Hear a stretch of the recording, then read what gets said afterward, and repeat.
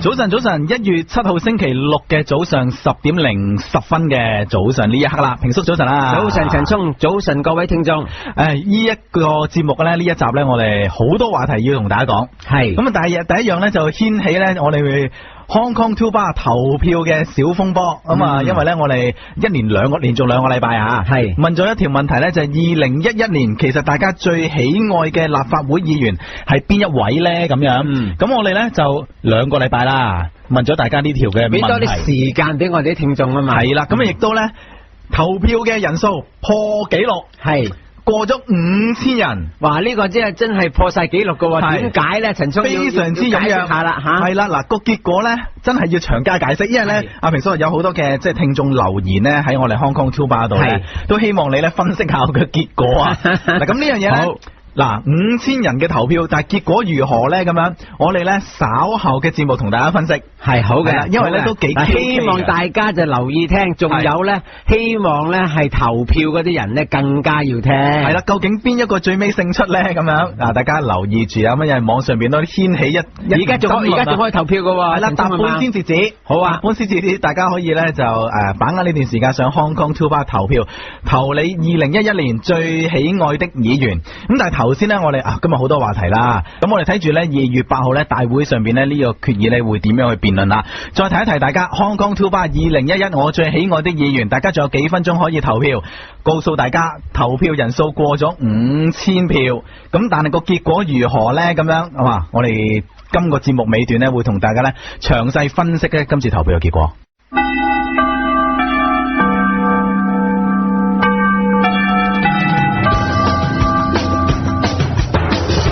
不平，平則鳴。黃永平、陳聰，平上去入立法會。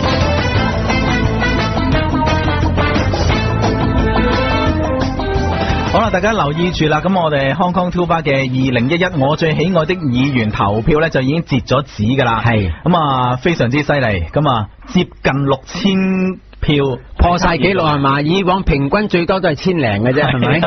咁究竟個結果如何呢？轉個頭翻嚟呢，我哋要同大家講下呢個2011我最喜愛的議員，究竟邊啲係一個焦點嘅人物，排名如何，同埋點解會隻峰回路轉呢？咁樣真係幾迂迴噶嗰個結果。咁啊，講我翻嚟同大家詳細交代。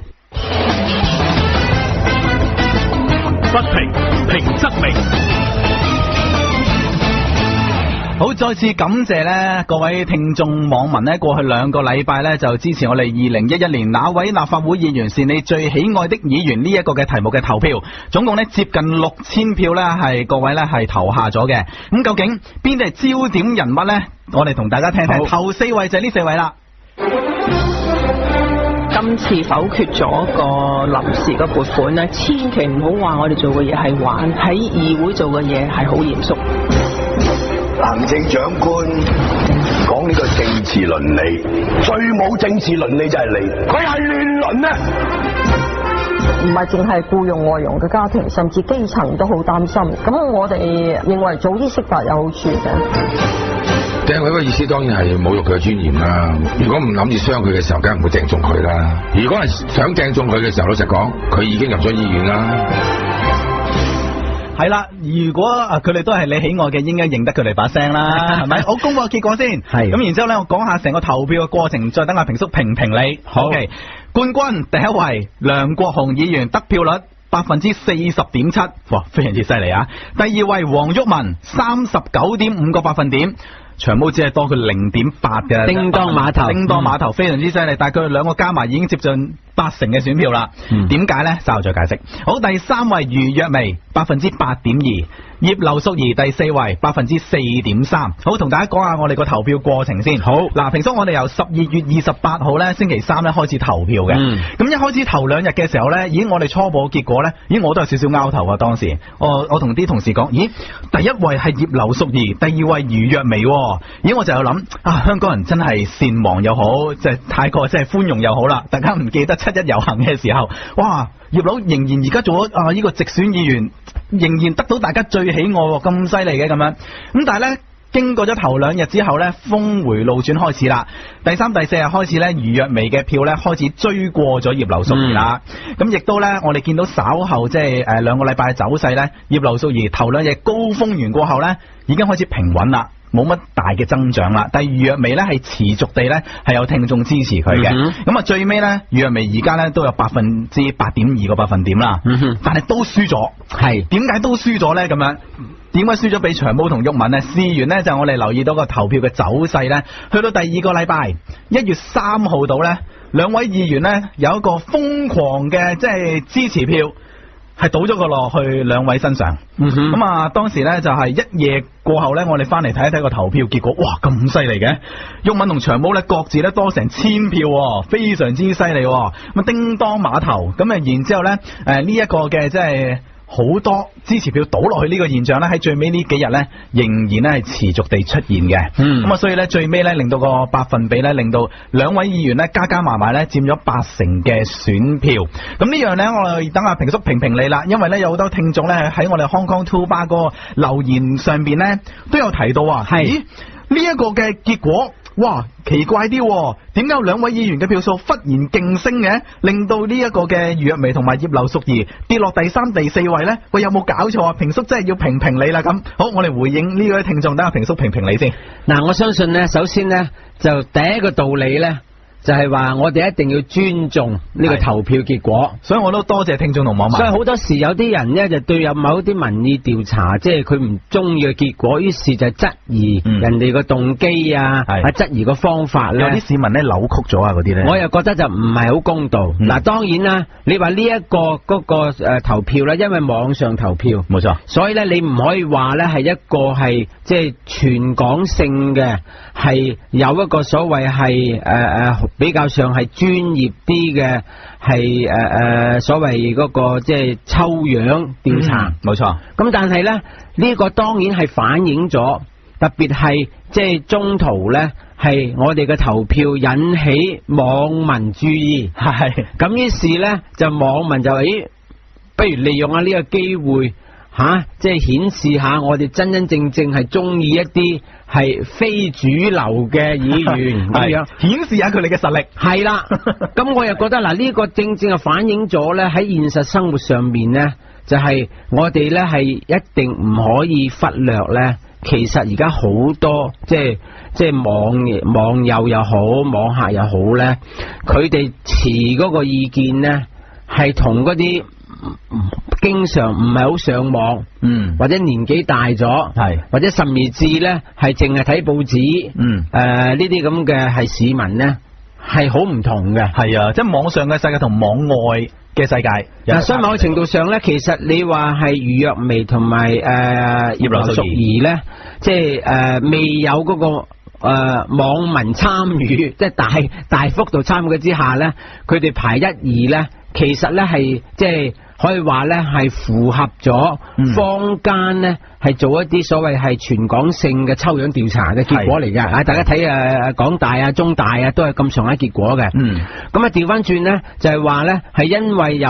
咗網民即係大幅度參與嘅時候咧，於是跑出嗰個所謂係梁國雄同埋黃毓民咧，呢個又係正常合理嚟嘅。係噶，因為正常結果嚟嘅。有啲嘅留言嘅聽眾咧都係咁講嘅，就話咧網上係年輕人嘅世界，長議員一直備受佢哋嘅愛戴，奪冠亦很正常。咁啊留言亦都係咁樣講噶。不過有另外一啲嘅網民咧，亦都留言俾我哋咧，就話睇到而家呢個結果咧，好明顯係兩派都係同路人，不過喺度互相角力，實在痛心之極咁樣。因為我哋都留意到最尾幾日呢，其實係毓民嘅支持者同埋長毛嘅支持者係互相呢就動員呢，大家一定要支持佢啦，咁啊一定要佢攞冠軍咁樣。咁所以見到兩個票數非常之接近啊。所以我其實呼籲呢，即係投票俾阿黃毓民同埋梁國雄嘅啲網民呢，即係有機會呢都係嚟聽下我哋呢個節目啦，係咪？因為我哋可能我節目就唔係好偏激，但係都係有即係另外一啲係比較持平啲嘅道理。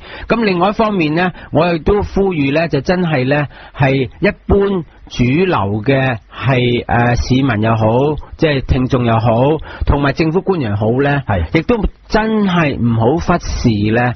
其實我哋喺香港咧係有唔少，即係佢哋係唔係點睇報紙，唔係點聽收音機，但係佢哋喺網上。佢哋即係表達嘅意見，同埋佢哋對事物嘅睇法咧，實際上咧係即係相當唔同嘅。嗱，呢啲咁嘅意見咧，就我哋亦都係應該要盡可能咧係去明白同埋包容。係啊，即係咧呢一個嘅世界咧，已經頭先都講咗啦，分咗網上同網外，大家喺嗰個認知上面有少少差距，大家一定要咧認唔認同都好。係要知道而家個世界係咁樣嘅，咁呢個係好特別嘅，咁啊所以咧大家咧，我都喺度再次咧就多謝咧各大網上討論區支持今次我哋香港 Two Bar 嘅投票。咁雖然咧大家覺得咁多網民去即係蜂擁咗落嚟，兩位議員都彈晒出嚟咯，咁啊其他議員都唔使點理啦咁樣，咁啊但係咧始終咧呢個係我哋網上開放俾大家投票嘅，咁所以都感謝大家嘅支持。同埋咧，我亦都覺得咧，就譬如話呢4位即係攞票最高嘅議員咧，其實某程度上都係有啲共通點嘅。共通點咩咧？起碼咧，在好多選民嘅心目中咧，佢哋似乎都係真係有心幫即係市民做事嘅。可能佢哋各自嗰個係手法做法唔同。你唔可以想象即係余旭文會同埋梁國雄佢嗰個即係做嘢方法一樣啦，係咪？或者黃旭文同埋即係葉劉嗰個所謂立場一樣啦。咁但係起碼即使話葉劉淑儀以往23條係即係好多人咧唔中意佢。咁但係佢入咗立法會之後咧，其實俾人印象咧係的確即係好勤力嘅。係，始終我都佩服嘅，因為佢係受咗呢個直選嘅洗禮。咁呢樣嘢始終係要俾翻個肯定佢嘅。同埋咧，亦都係即係佢係好似好多英國呢啲願意咁話，我喺邊度跌倒咪邊度起翻身咯。係。咁啊的的確確，佢喺即係政壇跌倒之後喺政壇起翻身咧，即係某個程度上，無論你同意或者唔同意，或者你到而家都係即係唔接受佢當年嗰個做法嘅時候咧，起碼咧係佢亦都係即係表現出一個即係向市民問責呢個咁樣嘅態度。係咁啊！另外即係余若薇，其實我哋時覺得咧，余若薇咧係一個講真話咧，係一個最佳嘅即係泛民代表參選特首。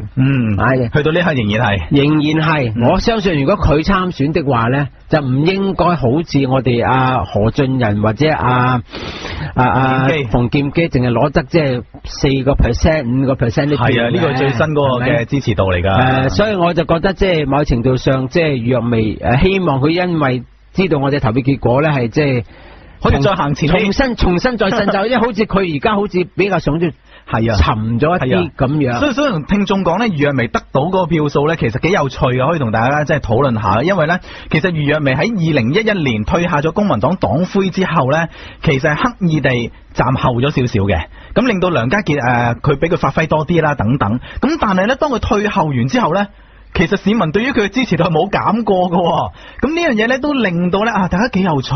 對於佢嘅即係支持咧，仍然咧係有一份嘅即係執着喺度啊。所以我覺得即係呢樣嘢都希望即係余若薇即係會受到少少鼓舞啦即係亦都係即係知道咧就係佢可以咧係即係繼續做同埋做得多啲。咁講到黃毓民同埋梁國雄咧，咁當然咧係佢哋代表嘅係一個即係對現在嗰個建制、現在嘅政治同埋社會嗰個狀況咧，係持相當唔認同，以至係即係比較上激烈反對呢個咁嘅立場。嗱，呢個立場咧，其實我都覺得咧係即係政府都係應該要咧係即係重視嘅，因為實際上咧就係話咧係無論點都好。如果你話講社會和諧咧，始終嚟講咧係，如果係即係少部分人，即使你而家當佢係3成4成，我相信冇啦。如果你全香港，我相信佢係10成至即係10%至20%到啦。喂，咁但係呢個加埋一個好大嘅數目。咁呢個我覺得即係香港特區政府咧，都係要點樣去諗下咧？係去即係應對呢個咁嘅情況。所以咧，今次咧，我哋嘅投票結果咧，都係話俾政府聽噶。嗱，你都上網上世界咧，就希望得到市民嘅支持啦，係咪？咁亦都要認識網上世界究竟嘅真相是什麼回事啦。咁啊，今次咧就繼續咧就多謝翻聽眾，以至咧各大討論區嘅網民嘅支持我哋嘅 Hong Kong 2 Bar 投票。嗱，下個禮拜我哋又繼續每個禮拜都會大家問題嘅，希望大家繼續支持。下個禮拜再會，拜拜。